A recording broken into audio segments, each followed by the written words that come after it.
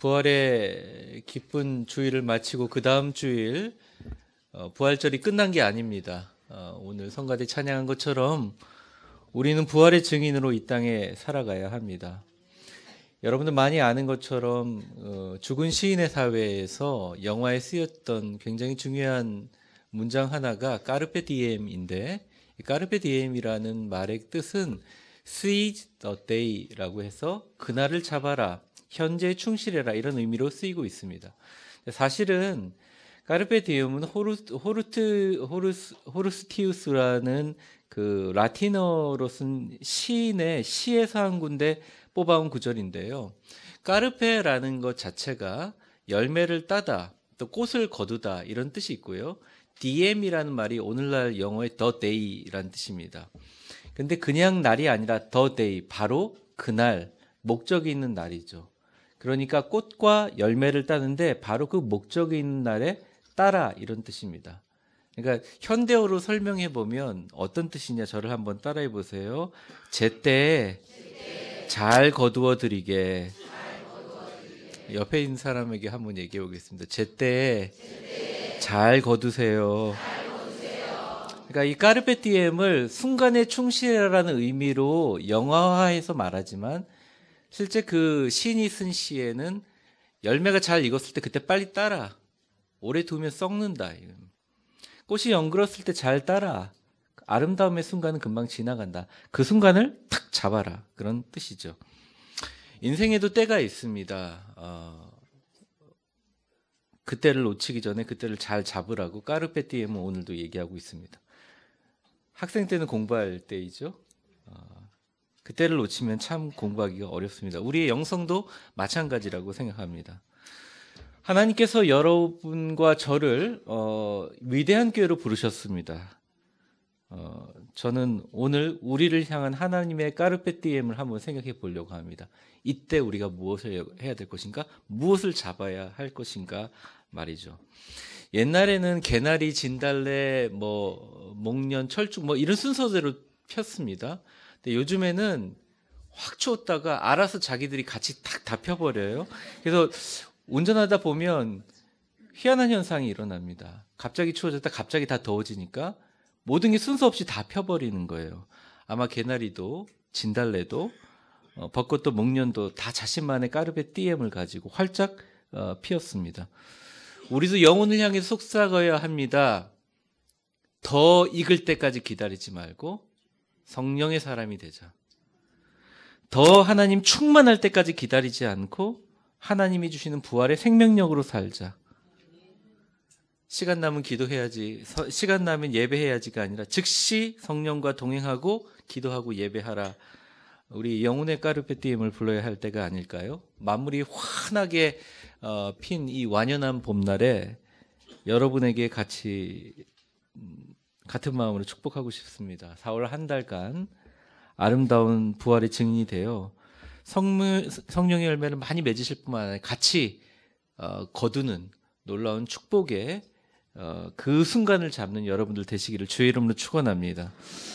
지난주에 이어서 오늘은, 지난주에 이제 살아계신 주님은 진짜 살아계셔도 우리 곁에 계신다라는 말씀 드렸는데, 계실 뿐만 아니라 동행하신다는 말씀을 좀 드리려고 합니다. 근데 언제나 동행하신다는 거죠. 어떤 순간과 시기를 정하지 않고 언제나 주님은 우리와 같이 동행해 계신다는 것입니다. 하나님의 순간은 영원이고 영원은 순간이듯이 우리가 생각하는 순간순간이 영원한 것 같지만 그렇지 않습니다. 우리는 그냥 하나님의 영원 속에서 한순간을 붙잡을 뿐이에요. 우리가 그러니까 저와 여러분이 이렇게 만나게 된 것도 하나님이 만들어주신 영혼의 순간 가운데 서로 접촉되는 부분을 만들어 주셨기 때문에 우리가 지금 만나고 있습니다. 문제는 그걸 어떻게 잘 잡느냐, 이거예요. 여러분에게 질문을 한번 드리고 싶습니다. 하나님이 지금도 여러분과 함께 계심을 믿습니까? 안 하셔도 상관없어요. 하나님 계시니까요. 다시 한번 또 묻겠습니다. 여러분의 지금 순간순간을 영혼을 주관하시는 주님께서 여러분의 순간순간에 다 간섭하고 개입하시고 역사하시는 줄 믿습니까? 그게 아멘이 되면 우리의 고민이 같아요. 원래 우리 고민이 하나님이 정말 나와 함께 하시는가? 하나님이 나를 사랑하시는가? 하나님이 나와 동행하시는가? 이게 고민이 아니라 우리 고민은 어떻게 됐냐면 하나님이 이미 나와 동행하시고 내 안에서 성령의 열매, 축복의 열매, 은혜의 열매를 연결어가고 있는데 이걸 어떻게 붙잡을 것인가? 하나님의 동행하시는 걸 어떻게 잘 유지할 수 있을까? 저를 한번 따라해 보세요. 어떻게 하면 내가 하나님의 역사하심에 잘 동참할 수 있을까? 그러니까 이게 우리의 까르페디엠의 문제로 바뀌어져야 한다는 그 말씀을 오늘 드리려고 합니다. 성경에 많은 인물이 나오지만 오늘 본문에 나온 인물은 기회를 잘 붙잡는데 아주 특화된 사람입니다. 이름 자체가 제이콥, 야곱이에요. 야곱이란 말은 발 뒤꿈치를 붙잡은 자라는 뜻입니다. 그러니까 태어날 때 애 하나만 태어난 줄 알았는데 발 뒤꿈치를 붙잡고 애가 하나 더 태어났어요. 쌍둥이인 거죠.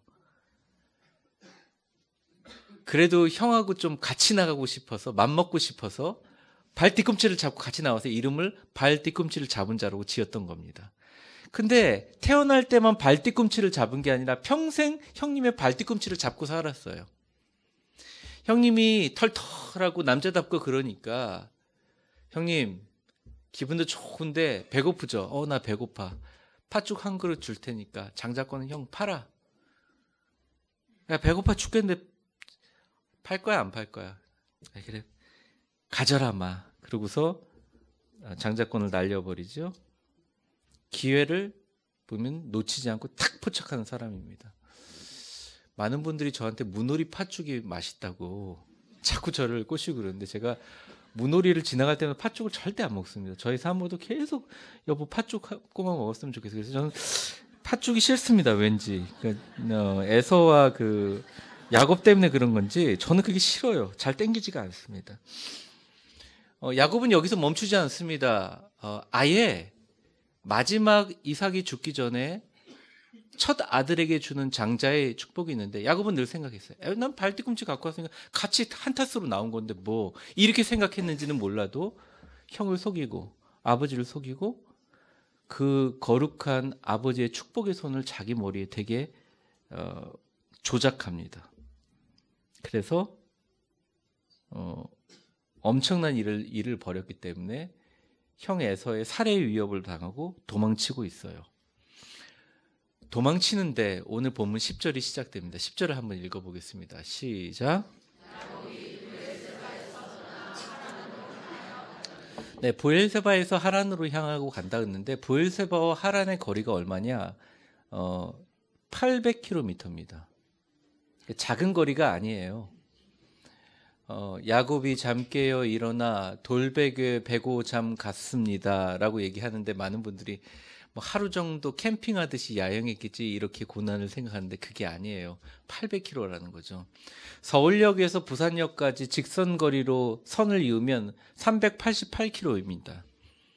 그러니까 이런 거예요. 야곱이 부엘세바에서 하란까지 간 길은 서울역에서 걸어서 출발해가지고 부산역에 도착해서 한 몇백 미터 걸어가지고 밥을 한 그릇 먹고 다시 부산역에 돌아와서 부산역부터 걸어서 서울역까지 가는 거리를 얘기합니다. 어마어마한 거리죠. 근데 오늘 본문에 보면 그렇게 도망을 멀리 간 이유가 살해 위협이 있었기 때문입니다. 또 굉장히 두려웠기 때문입니다. 잘못했다는 것이 다 드러났기 때문입니다. 그러다가 한 며칠을 가서 85km 떨어진 곳에 즉 그 당시 명칭으로 루스, 베델이라는 곳에 노숙을 하게 됐습니다. 그게 11절 말씀입니다. 한번 보시죠. 같이 읽겠습니다. 시작.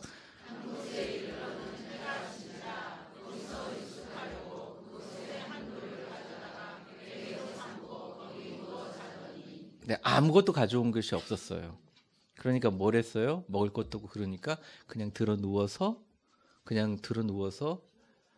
자기의 옷을 이불로 삼고 하늘을 어떻게 천장 삼고 돌베개를 베고 들어 누웠다는 것이죠. 최고의 절망의 순간입니다. 아픔의 순간입니다. 고통의 순간입니다. 힘든 순간이었죠. 앞으로 710 몇 킬로 이상 더 가야 되는 먼 길을 남겨져 있는데 아무것도 자기에게 주어지지 않는 힘들고 어려운 상황입니다. 그때 하나님께서 나타나셨다는 거예요. 12절의 말씀처럼. 12절의 말씀 제가 읽겠습니다. 꿈에서 본즉 사닥다리가 하늘 위에 땅 위에 서 있는데 그 꼭대기가 하늘에 닿았고 또 본즉 하나님의 사자들이 그 위에서 오르락 내리락 하는 신기한 현상이 일어났다는 것이에요.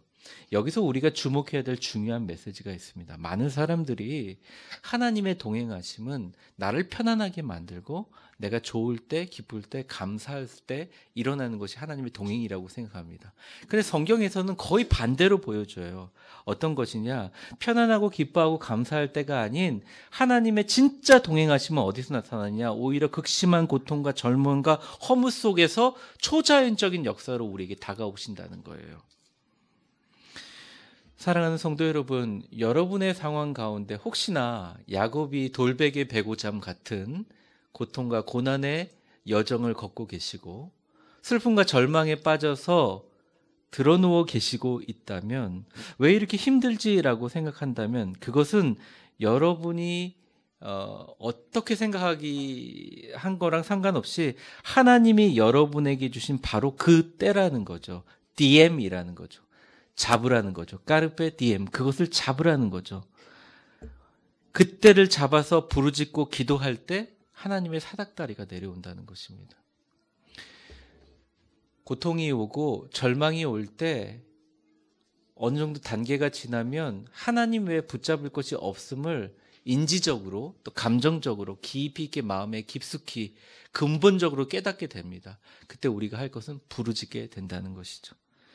사랑하는 성도 여러분, 이때를 잡으시는 축복의 성도들이 되시기를 주의 이름으로 축원합니다.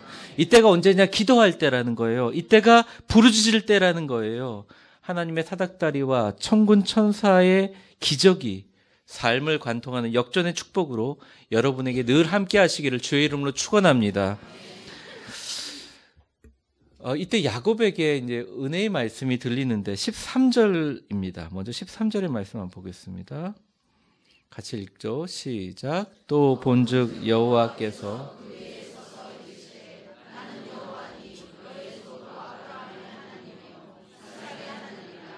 내가 누워있는 땅. 네.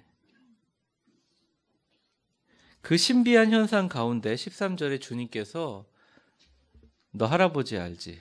아브라함의 하나님이다 내가. 아버지 알지? 이삭의 하나님이다. 내가 너를 네가 지금 누워있는 그 땅을 어떻게 한다 그랬어요? 너와 네 자손에게 주겠다. 자손에게 주고 어떻게 한다? 14절에 나와 있습니다. 보시죠. 시작. 내 자손이 땅의 띠끌같이 되어 내가 서쪽과 동쪽과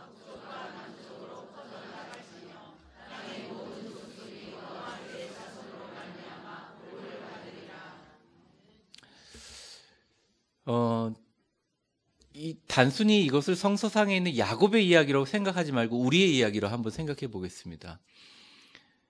삶을 살면서 고난이 없는 인생은 없습니다. 마음 한켠에 아픔을 가지지 않는 인생은 없어요.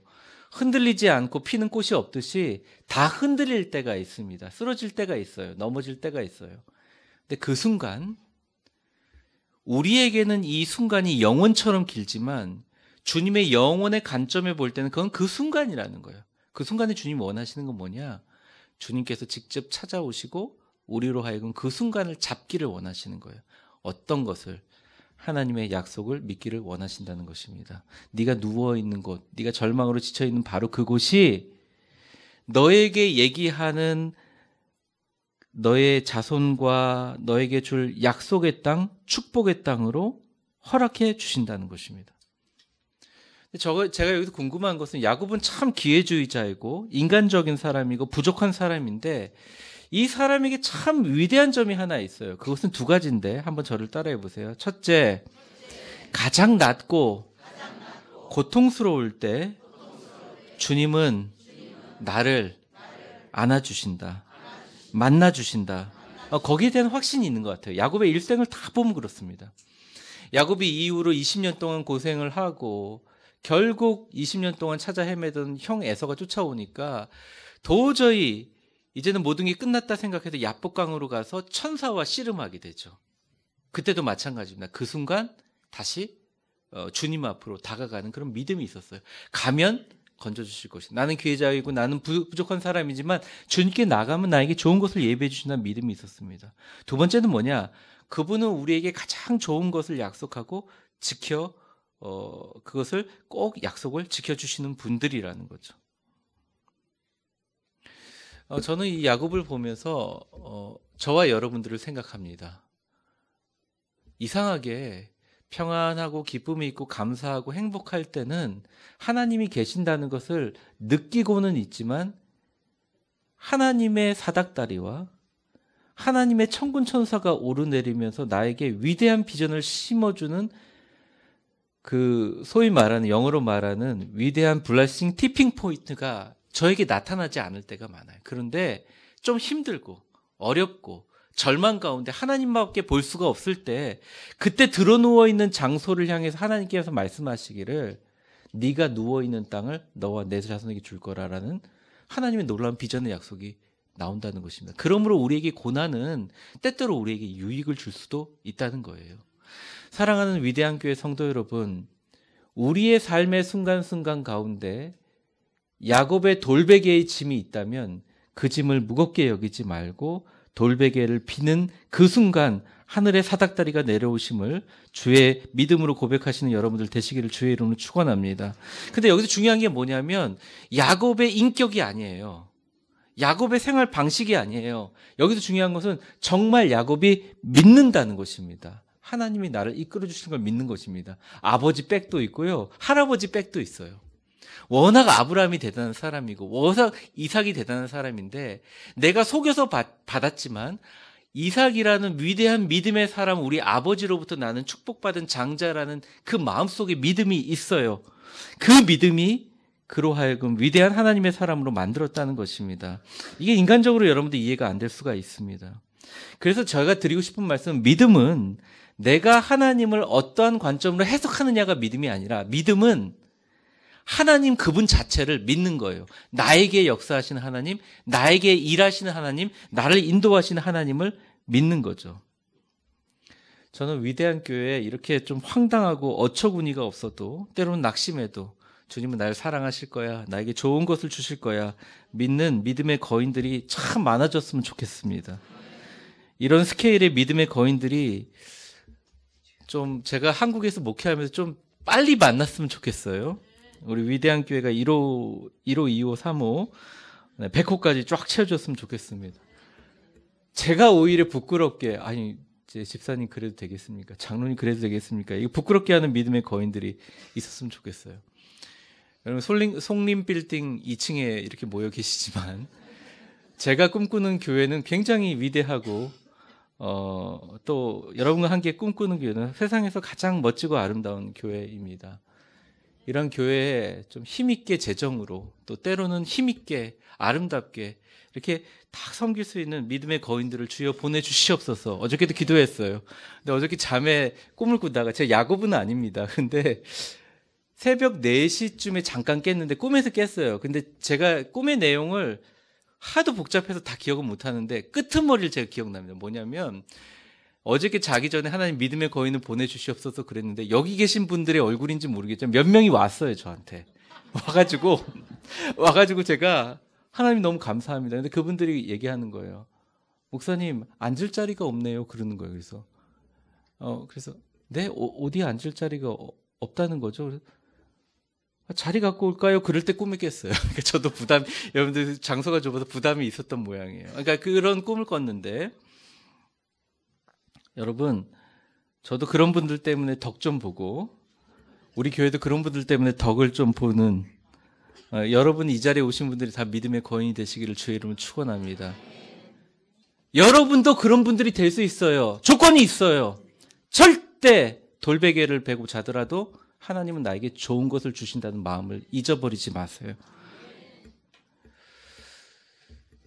거기에 대해서 이제 히브리서에 바울은 이렇게 해석합니다. 히브리서 11장 6절 말씀 우리 같이 한번 읽겠습니다. 시작. 믿음이 없이는 하나님을 기쁘시게 하지 못. 하나님께 나아가는 자는 반드시 그가 계신 것과 또한 상 주시는 이심을 믿어야 합니다. 아멘. 그 후에 14절 후에 20절에 또 이렇게 해석을 해놓고 있어요. 이삭에 대해서 뭐라고 해석을 하냐면 믿음으로 이삭은 장차 있을 일에 대하여 야곱과 에서에게 축복하였으며, 사실 이삭은 눈이 멀어가지고 자기 아들도 구분 못했던 사람 아니에요. 자기 아들 몸의 피부 감각도 구분 못해가지고 엉뚱한 사람 축복한 사람 아니에요. 그런데 이것을 가지고 나중에 후대 바울이 어떻게 해석을 하냐면 믿음으로 이삭은 장차 있을 일에 대하여 야곱과 에서를 축복했다. 여러분, 이삭을 높인 것입니까? 야곱을 높인 것입니까? 에서를 높인 거 아니에요. 그게 뭐냐면 바울의 해석은 철저하게 이건 모두 다 하나님의 마스터 플랜 안에 다 들어있다는 것입니다. 그러니까 이삭이 눈이 멀고 속임을 당했지만 늘 그것 자체가 하나님의 축복의 그릇 안에 다 있었다는 거예요. 이삭이 늘 훌륭하게 기도하면서 우리 아들을 통해서 위대한 하나님의 나라가 세워지기를 원합니다 했는데, 하나님이 택하셔서 야곱의 12아들을 통해서 12지파를 만드시고 하나님의 성민으로 만드는 모든 계획들을 하나님이 처음부터 다 계획하고 있었다는 것입니다. 그러므로 우리가 인생을 해석하거나 영성을 해석할 때 가장 중요한 것은 오늘 설교의 제목이에요. 오늘 설교의 제목이 뭐예요? 여러분 한번 보세요. 한번 저를 따라해 보겠습니다. 어디로 가든지 동행하신다. 하나님이 지금도 여러분 곁에 계세요. 이런 말 하는 것 자체가 웃겨요. 저도. 계신다고요. 뭐 안 믿어도 상관없어요. 그냥 계신다고요. 고통의 현장에도 계시고 기쁨의 현장에도 계시고 언제나 동행하실 거예요. 근데 이걸 인식하고 사는 것과 인식하지 않는 삶은 차이가 있습니다. 왜냐하면 이것을 인식하지 않는 순간 하나님이 없이 이 세상은 내가 혼자 걸어야 될 외로운 길이에요. 어떻게든지 내가 걸어갈 길에 하나님이 약간의 도움만 주는 그런 인생이에요. 그런데 그게 아니라 하나님이 어디로 가든지 동행하고 있다는 믿음이 참으로 위대한 믿음이라는 것이죠. 야곱은 그것은 알고 있었지만 잠시 고통 가운데 잊어버렸던 것 같습니다. 사랑하는 성도 여러분, 힘들고 어려울 때 흔들릴 때가 있어요. 그래도 수시로 우리를 찾아오셔서 성령님으로 네가 누워있는 땅을 내가 너에게 주리라. 저한테도 구리시와 다산지대와 남양주와 이 모든 땅을 주님의 땅이 되게 하리라. 이거 하나님의 말씀 받고 아멘 할 때 우리 안에서 위대한 하나님의 씨앗이 시작되게 된다는 것입니다. 여러분 한번 저를 따라해 보세요. 주님, 저를 사랑하시는 것을 잘 알고 있습니다. 나의 인생을 위대하게 사용하여 주옵소서. 주님의 십자가와 부활의 기쁜 소식을 온 천지에 전하게 하여 주시옵소서. 나를 반드시 축복하시고 사용하실 줄 믿습니다. 여러분 14절의 말씀이 진짜 감격인데 뭐라고 나와 있냐면 내 자손이 땅에 티끌같이 되어 내가 서쪽과 동쪽과 북쪽과 남쪽으로 퍼져가며 너 모든 족속이 너를 인하여 복을 받으리라 이렇게 나와 있습니다. 여러분 이때가 돌베개 베고 잠 아니에요. 그 팔레스타인 사막지대를 실제로 가보면 먼지가 너무 많습니다. 공기는 너무 좋은데 먼지가 너무 많아요. 진짜 신발을 신고 가면 신발이 그냥 색깔이 이렇게 주황색으로 변해버릴 정도로 먼지가 많아요. 그런데 네가 지금 고통의 먼지를 피하려고 자기 겉옷을 덮고 그래도 돌 이렇게 털어가지고 하는데 그 먼지의 숫자가 나를 더럽히고 나를 괴롭히는 수많은 먼지의 숫자가 축복의 숫자를 셀 수 있는 축복의 카운팅으로 너를 변화시켜 줄 것이다. 너를 지금 힘들게 하고 어렵게 하는 수많은 것들이 오히려 나에게 맡기고 나의 힘과 나의 축복과 나의 은혜 가운데 네 자신을 하나님께 드리면 그것으로 너를 위대하게 쓸 것이다. 주님께서 얘기하고 있다는 것입니다. 그때가 뭐냐? 바로 우리 가운데 숨어있는 열매를 묵힐 때가 아니라 열매를 딸 때라는 거죠. 절망할 때가 아니라 축복의 열매를 까르페디엠을 딸 때라는 거죠. 여러분 아무리 성경을 봐도요. 야곱이 축복받을 이유를 잘 모르겠어요. 사실은. 논리적인 이유, 인과적인 이유를 찾을 수가 없습니다. 아무리 노력을 해도 못 찾겠어요. 그리고 끝까지 야곱의 모습이 그렇게 제가 이렇게 존경할 만한 그런 부분이 보이지 않습니다. 때때로 어떤 분들이 얘기합니다. 목사님, 어떤 분은 참 복을 받는 것 같아요. 저는 왜 이렇게 해당 사람이 제가 할 말이 없어요. 우리의 인간적인 시각으로 그 사람의 인격과 그 사람의 복받을 모습과 행동과 어떤 보면 그런 규칙들이 적용되지 않는 포인트들이 너무나 많습니다. 근데 제가요, 이 야곱을 이렇게 보면서 야곱이 참 솔직하다라는 생각을 했어요. 그러니까 참 인간적이고 참 어떻게 보면 간사하지만 하나님 앞에 나올 때는 하나님이 주시는 축복을 그대로 믿었고 그 깨달음을 그대로 실천했다는 것을 많이 느끼게 됩니다. 야곱이 도대체 왜 이렇게 하나님께서 역사하셨을까? 저는 그 이유를 굳이 찾는다면 그 다음 절 15절에서 찾을 수 있으리라고 생각해요. 제가 이걸 같이 한번 읽어보겠습니다. 3번만 우리 천천히 읽겠습니다. 시작. 내가 너와 함께 있어 내가 어디로 가든지 너를 지키며 너를 이끌어 이 땅으로 돌아오게 할지라. 내가 내게 허락한 것을 다 이루기까지 너를 떠나지 아니하리라 하신지라. 자, 두 번 더 읽겠습니다. 여러분 무슨 낭송하듯이 읽지 마시고 말씀을 잘 생각하면서 한번 읽어보겠습니다. 내가 시작. 내가 너와 함께 있어 내가 어디로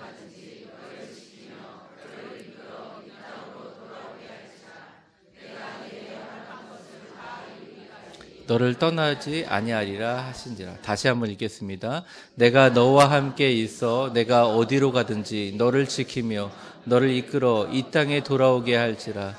내가 내게 허락한 것을 다 이루기까지 너를 떠나지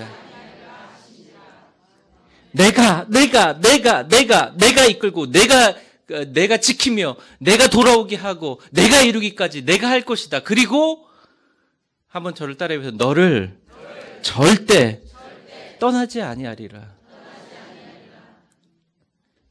여러분 다시 좀 정리를 해보겠습니다.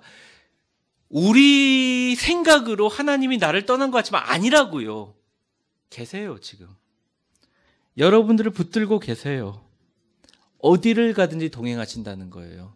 예수님의 그 귀한 이름 임마누엘처럼 주님은 우리와 동행하고 계신다는 것입니다. 어디를 가든지 동행하고 계신다는 것입니다. 그렇기 때문에 우리에게 두려울 것과 무서울 것은 계시나 안 계시느냐를 두려워하고 무서울 게 아니라 내가 이 계시고 안 계시는 것을 논쟁하는 게 아니라 어떻게 하면 주님이 이 계시는 것을 느끼며 살아야 하는 것인가, 왜 나는 그것을 느끼며 살지 못하는 것인가가 진짜 두려움과 걱정과 근심이 되어야 한다는 것이에요. 사랑하는 성도 여러분, 우리가 정말 많이 아는 예화가 있죠. 한 젊은이가 기도 가운데 꿈을 꾸는데 그 꿈에 끝없이 펼쳐진 모래밭이 있습니다. 그 모래밭에서 딱 보니까 자기 이름이 쓰여져 있는 모래밭이 있어요. 자기 이름이 이렇게 쓰여져 있는 모래밭이 있어요. 그 가보니까 아니 그 모래밭에 자기 이름들이 이렇게 쓰여져 있는데 참 어떻게 보면 평탄하고 아무 일이 없을 때는 두 발자국이 늘 있는 거예요. 근데 너무 힘들고 어려웠던 인간의 인생의 순간에는 자기 발자국만 이렇게 있는 거죠. 주님께 따졌습니다. 주님, 왜 제가 힘들고 어려울 때 혼자 내버려 두셨습니까? 주님께서 말씀하셨죠. 아들아, 난 언제나 너와 함께 있었다. 너가 동행하다가 힘들고 지치고 어려워질 때 내가 너를 업고 걸어놓으라. 저는 이 야곱이 굉장히 솔직하다고 생각해요. 왜 그러냐면 16절을 보시면 알아요. 16절을 한번 보겠습니다. 같이 한번 읽어보겠습니다. 시작. 야곱이 잠을 깨어 이르되 여호와께서 과연 여기 계시 내가 알지 못해. 네. 저도 여러분들 이런 솔직한 고백을 한번 해야 될 것 같아요. 같이 한번 따라해 보겠습니다. 하나님이 여기 계시는데 잘 알지 못했다. 저만 알지 못했나요? 여러분들 잘 알지 못하셨죠? 마지막 17절 우리 같이 한번 읽어보겠습니다. 시작. 이에 두려워하여 이르되 두렵도다 이곳은 다름 아닌 하나님의 전이. 여러분, 하나님이 동행하고 계신다는 걸 느끼게 되면 두 가지 강력한 감정이 생깁니다. 첫 번째, 하나님이 동행하시는 엄청난 기쁨이 생깁니다. 근데 두 번째 감정은 뭔지 아세요? 두려워요. 하나님이 지금도 함께 계셨구나. 내 고통의 순간에 잠 못 자고 힘드는 그 순간에 주님 계셨구나. 지금도 주님 계시는구나. 여기가 송림빌딩 2층 교회당인 줄 알았는데 그렇기도 하지만 하나님 계시는 곳이구나. 두렵구나. 하늘의 문이구나. 깨닫게 된다는 것입니다.